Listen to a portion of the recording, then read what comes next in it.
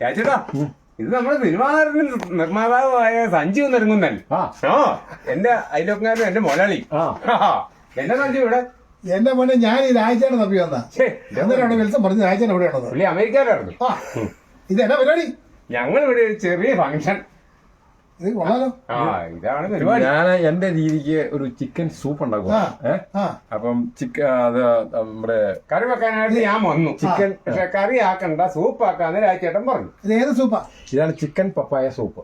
Chicken പപ്പായ soup. അത് ചിലപ്പം പേര് കേട്ടില്ലായിരിക്കും. അത് വെറൈറ്റി ആണ്. അപ്പൊ ഇതിന്റെ എല്ലാ ഇൻഗ്രീഡിയൻസും നമ്മൾ എടുത്തിട്ടുണ്ട്. അപ്പൊ ഞാൻ വന്ന സമയത്ത് അയ്യോ കറക്റ്റ്.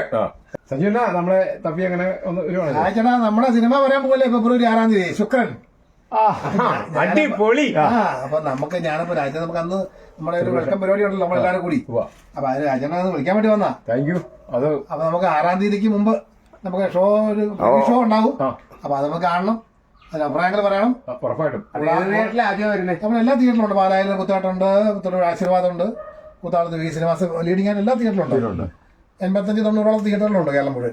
എന്റെ സിനിമാക്കാരാ ഈ ബിനോയ്ക്ക് ഒരു അവസരം കൊടുക്കാൻ മേലെ. എന്റെ പൊന്നു രാജേട്ടാ, ഇപ്പൊ നമ്മളെക്കാളും വലിയ സെലിബ്രിറ്റിയാ ബിനോയ്.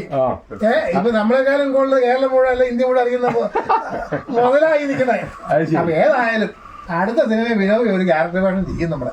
അത് ഭയങ്കരമാണ്. നിങ്ങളുടെ ആ ഒരു നല്ല മനസ്സ്. അതല്ലേ ബിനോയ് താരമാ. ആ മനസ്സിന് നന്ദി നമസ്കാരവും. സഞ്ജു നമ്മുടെ കുടുംബ സുഹൃത്തും ചങ്കുവാണ്. പുള്ളിക്കാരന്റെ ശുക്രൻ എന്ന് പറഞ്ഞ സിനിമ ഫെബ്രുവരി 6 റിലീസ് ആവുകയാണ്. ഞാനും കുടുംബങ്ങളും കാണാൻ പോവുകയാണ്. നിങ്ങളും വരുമല്ലോ.